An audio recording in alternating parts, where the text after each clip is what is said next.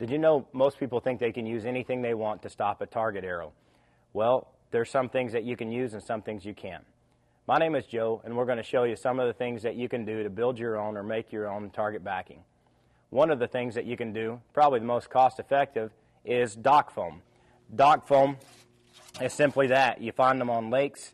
It'll cost you no more than the time to go down and pick it up if it's floating in the lake and it's disconnected from wherever it once was. This works pretty good for practice points and hunting points, and it's been used for decades and decades, probably the most used target ever. One of the other things that you can use is layered foam that would be used from packing material. These are usually found in shipping warehouses or the actual manufacturers that make this, and that works well too. One other thing that you can use is a burlap sack. You can usually pick these up at a feed store.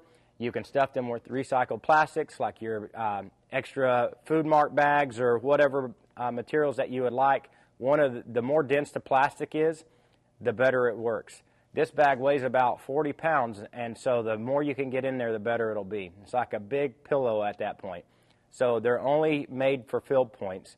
The other layered materials that we were talking about, the dock foam and the layered foam, they may be used for either or, field points or broadheads or your hunting points. Now, one thing that gets people into trouble is with today's compound bows, you can't always stop an arrow with just one of these. You have to set them up in certain layers or certain configurations to be able to stop these bows because they shoot so fast and they have so much more kinetic energy than they did even 10 years ago. So be very careful when you do that. And if you do have any questions, you can always contact your local pro shop, and they'll give you some of the ideas they have for being able to do that, and they'll probably show you some other ones that are probably going to work better.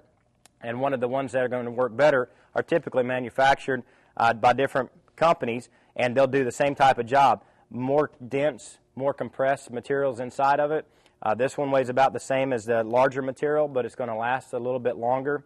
The one I'm sitting on is made for broadheads only. It's layered foam, but when you only shoot a practice point into it, what happens is you can't pull that out very easy because it didn't cut a path. One of them that's kind of multi-purpose is this one right here. It's a compressed cellular foam, and what happens there is that you can shoot field points or broadheads into it, and it will last for a long time. A minimum of a year guarantee on this specific target.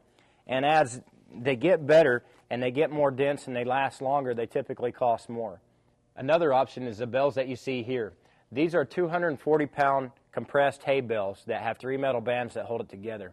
So they cost about $100 a piece, and these will stop today's compound bows at point-blank range. They're a lot different than the ones you would see laying on a farm with the regular straw ties holding them together. So when you shoot at those, you only want to use practice points unless you have a youth shooting a really low poundage bow or a recurve style bow, that the smaller ones may work.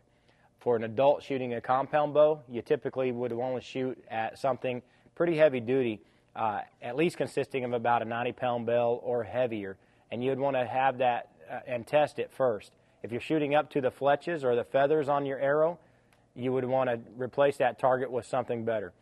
And again, my name is Joe, and I hope this has helped.